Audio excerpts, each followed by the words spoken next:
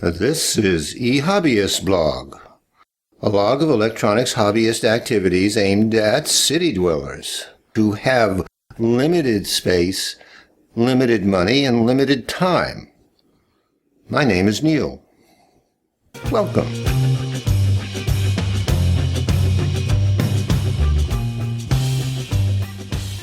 During this video, we will wire up a connector to provide power to the transformer primaries and to easily disconnect from them. I came across this particular connector, which is being repurposed in the spirit of Captain Planet. Reduce, reuse, and recycle. I have two of them. My first order of business was to take them apart, to take the contacts out of the slots. There are 4 contacts on the bottom and 4 on the top for each connector. I have 2 connectors. That's a total of 16 bleeping contacts. When I looked at this the first time, I thought it would be a relatively easy task. I'd wrap it up in half an hour. Not so. In any event, I removed the contacts by inserting a small screwdriver into the slot to bend the tab back, and once the tab was bent back, the contacts could be removed. Once the contacts were removed from the connector shell, my next order of business was to take off the old wiring. That meant bending back some tabs that were crimped around the outer wiring insulation, and then bending back the wire and cutting that off. I initially tried to get the wire desoldered and decrimped from the connector itself, the copper part of the wire, and that did not work out very well. So my plan was just get rid of as much as I could and solder my new wire on top of the old.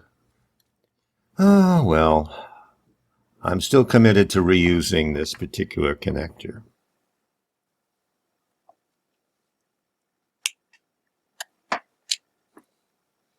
So I insert the screwdriver, bend back the tabs, cut off the excess wire, go on to the next. On and on, again and again, over and over, 16 times as time marches on.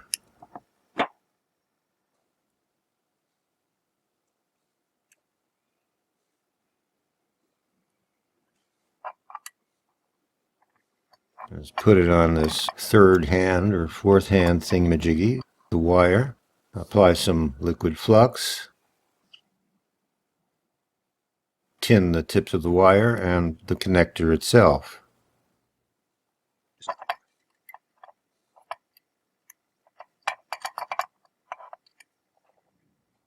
Now, connect the wire to the contact.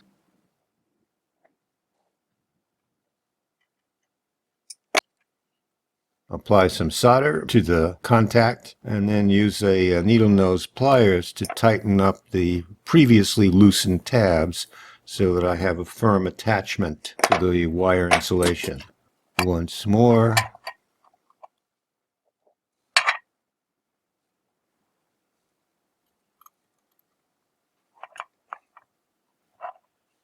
And to apply liquid flux to the contact and to the tip of the wire.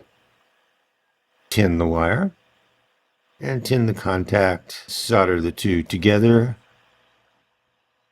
and crimp the tabs back onto the insulation. Now this green wire is ground. And I'm going to put contacts on either end of a small piece of green wire with a stripped area in the middle.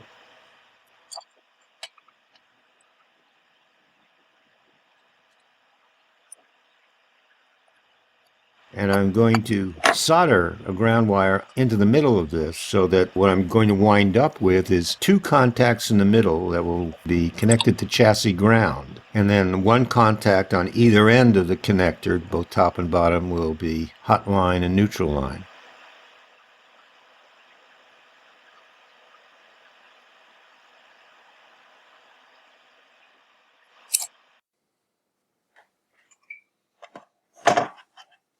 Now I am about to actually make the connection to the surge protecting line filter.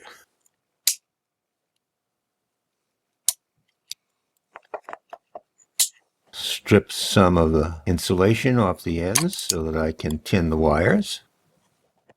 This is for the top half of the connector. Apply some liquid flux to both the wire and its soon-to-be associated soldered connector.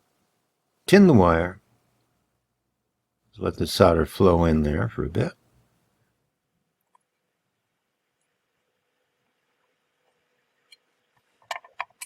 Tin the connector. And now join the two together. What I'm doing in this instance is crimping the first to the insulation. Maybe I'll have better luck with that approach. Some more flux, solder, and lo and behold, I have a contact soldered to the appropriate wire for the top half of the enclosure.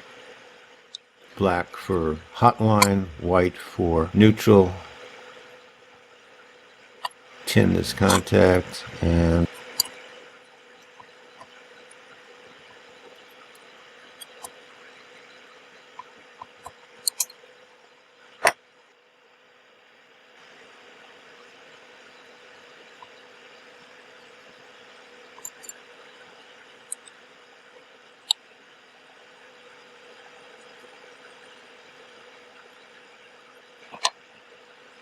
the same idea with the ground. I have a small piece of green, number 16, I think, wire that is being looped in a U, and on either end I have contacts that will be inserted into the middle of the connector, and the middle of the wire is stripped, and we're going to attach that to ground wire. Now here we insert the hot line into the connector.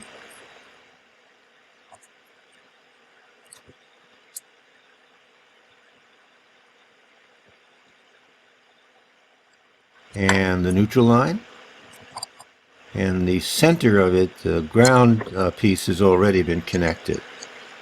So this is a nice kind of symmetrical arrangement, and it doesn't really matter much whether you have a polarized plug or not. Either way would work. Now I've got the two plugs connected, and it's time to check the resistance of these contacts.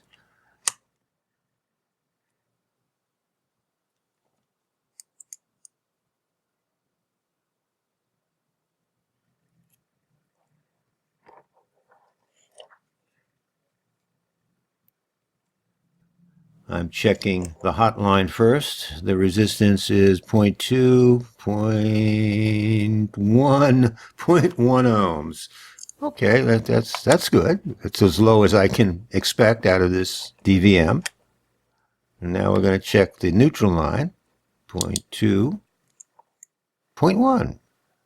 That's not bad. Not bad at all. 0.2.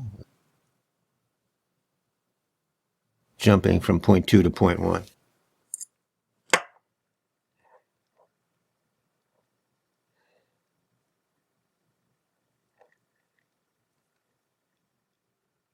And finally, the chassis ground connections, two connections in the middle. Checking the resistance across that. And I'm pressing down on a U in the lower half, and I get 0.2, 0.1. Okay, that's fine. That's not bad at all. Now I'm going to solder the top chassis ground to the top connector, that U-shaped connector wire in the middle, and put that into place.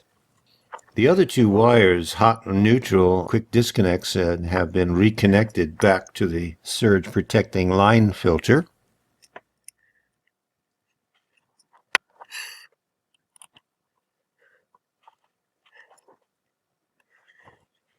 We've crimped in place, and now some solder.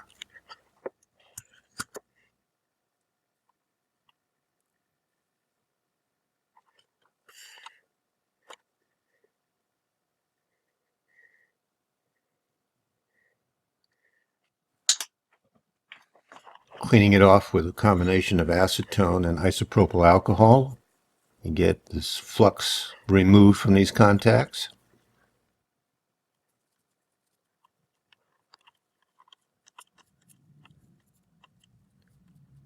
And I have a pretty clean job for the top of the chassis. Now I want to do something about the routing of these wires. Certainly the neutral and hot line should be close together and kept as far away from anything else as possible that might be sensitive to 60 cycle electromagnetic interference. So I'm using these cable ties.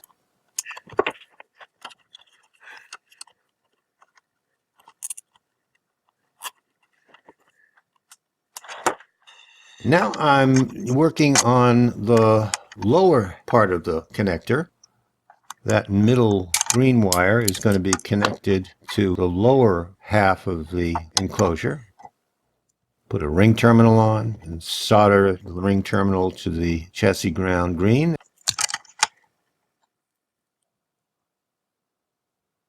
I've got the chassis ground worked out for the lower enclosure, and now I need to set up the hot line for various primaries. I have two primaries that will accommodate quick disconnects on a conventional transformer, and then I need some other means of attaching to the remaining primaries for the toroidal transformers.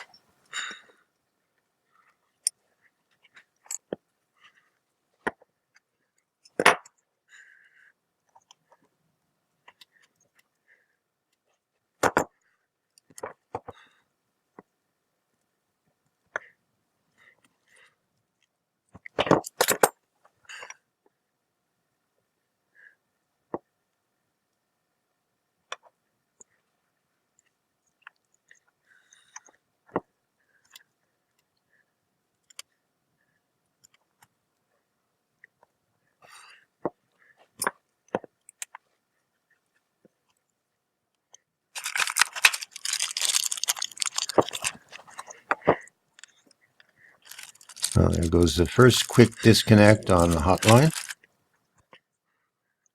Now the second quick disconnect on the hot line. This is because there are two primaries on that conventional transformer. I'm going to wire them in parallel, which is the way it should be done for this particular area with 120 volt. If I were at 240 volts, I would wire the primaries in series. I'm now working on the neutral line. Also, I need two quick disconnects for the corresponding two primaries. The primaries have to be wired appropriately so that the windings are consistent, the direction of the windings.